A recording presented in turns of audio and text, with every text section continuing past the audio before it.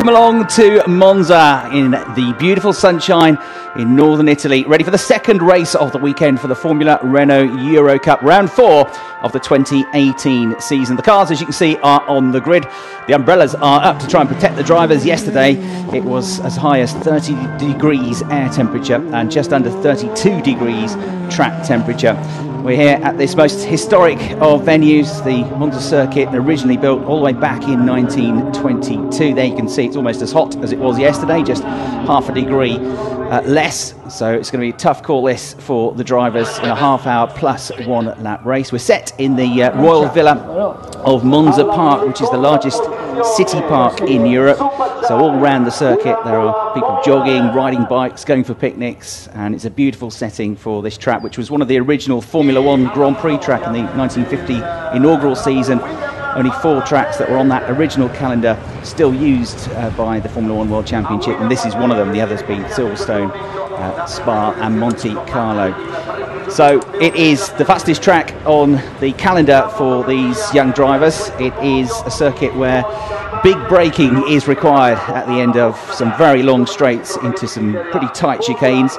And yesterday we had 1 or 2 little niggles and incidents down at turn 1. One of them most notably being between 2 of the Renault Sport Academy drivers. One of them, Max Vutrell, the other, Christian Lundgaard. It was a British driver that came off worst and was sent out wide, lost a load of positions, dropped right down the order, had good race pace thereafter, but was not able to get back in the points.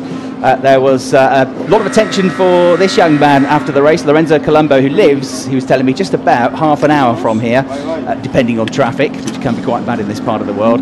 So he's very local to the circuit. The driver has run here in the past in Italian Formula 4, and the team that runs him is the only Italian squad, JT Motorsport, within the Formula Renault Euro Cup. So they've got good knowledge here, and Lorenzo doing a good job in this morning's qualifying session, which was held at 9 o'clock local time, to get pole position right at the end of the session. He was one of the last drivers through and got his fastest lap right at the end. There, Christian Lundgaard, who was involved in this incident yesterday. Christian's had a very strong start. He's a rookie, but he's been 5th, 3rd and 2nd in the 3 races so far. Max Vutrell had a pretty decent qualifying session this morning. As ever, they were split into 2 different groups. Max was in the 2nd quicker group this time. I say quicker group because, like yesterday, the track got quicker and quicker throughout the 35 minutes session. It was 15 minutes for the first group, a 5-minute pause, and then this group went out.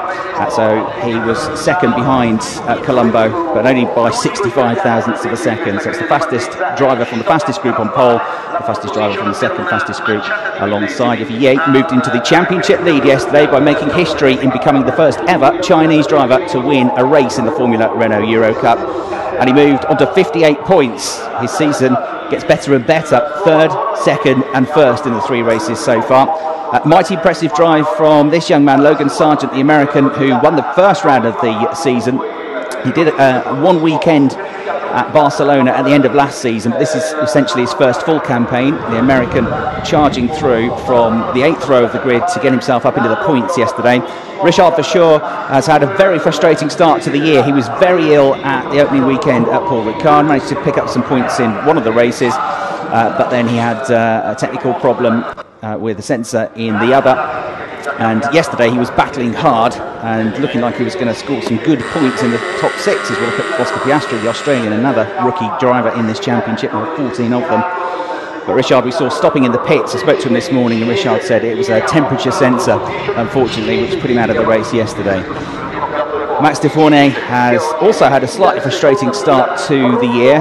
Just the pace and the results weren't quite there for him at Paul Ricard, one of the more experienced drivers in the field. However, Max had a good qualifying session this morning and he had a good drive through the field yesterday after losing a load of places on the opening lap when there was some contact, and he came storming through to pull off some of the best overtaking moves of the race yesterday to get himself up into 9th place and into the points.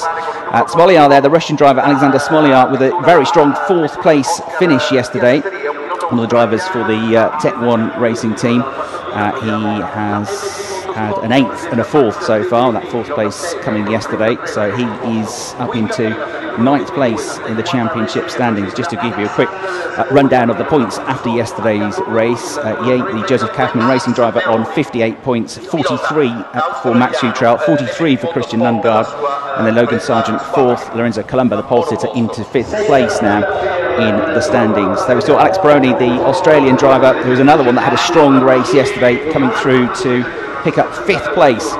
So Alex Peroni with, again, a decent starting position here. The MP Motorsport driver, one of the Dutch teams in the championship, running one of 3 Australians that we've got in the field, and Alex completing the top 10 on the grid for this race. So are we going to get a 4th different winner in 4 races in the 2018 Formula Renault Euro Cup? And can we get through the first corner cleanly through the chicane where it tightens up? They go off the line. There's a long run down towards the Variante del Rettifilo. It is taken in 2nd gear at about 70 kilometres an hour. Then they accelerate up through Curva Grande to 7th gear, top gear, in these 210 brake horsepower cars. 210 brake horsepower sounds pretty impressive. The cars weigh just over half a tonne, so in actual fact it's 400 brake horsepower per tonne for these cars. Lots of air on the cars as well, lots of downforce, and good grip from the Michelin tyres, which they all run, which lasted well yesterday. Lots of drivers were setting personal best lap times, even with a few minutes of the race to go, as the grid is now cleared. So Lorenzo Colombo, the driver, on pole position. He is looking to become the first Italian to win a race in the Formula Renault Euro Cup for what would be 5 years. So you've got to go back to 2013 since an Italian driver last won a race. That was Ignazio D'Agosto, and that was mid-season when he won. So it's very, very close to 5 years since we've had an Italian race winner. That was the year that Pierre Gasly won the championship. Esteban Ocon was also racing in the championship that year, and they are amongst the long, long list of names that have come up through the Formula Renault Euro Cup and progressed now into Formula One, or about to progress into Formula One. The names of Lando Norris, who is linked with Formula One, with the McLaren team, and will no doubt be there in the not too distant future, competing in F2 this year. There's another former winner of the Formula Renault Euro Cup. The long, long list of names goes on and on. Daniel Ricciardo raced in this championship, was a runner-up in the championship. Brendan Hartley was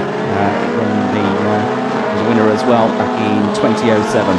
So the car's heading off onto the formation lap, ready to do battle once again. It was a very entertaining race yesterday, won by Ifie. Christian Lundgaard was 2nd after the turn 1 incident, and Lorenzo Colombo, who starts this one on pole position, was 3rd yesterday. So it's Colombo and Lundgaard making up the front row of the grid for you. On row 2, Futrell and Ye, 2 of the real championship contenders. Should be an interesting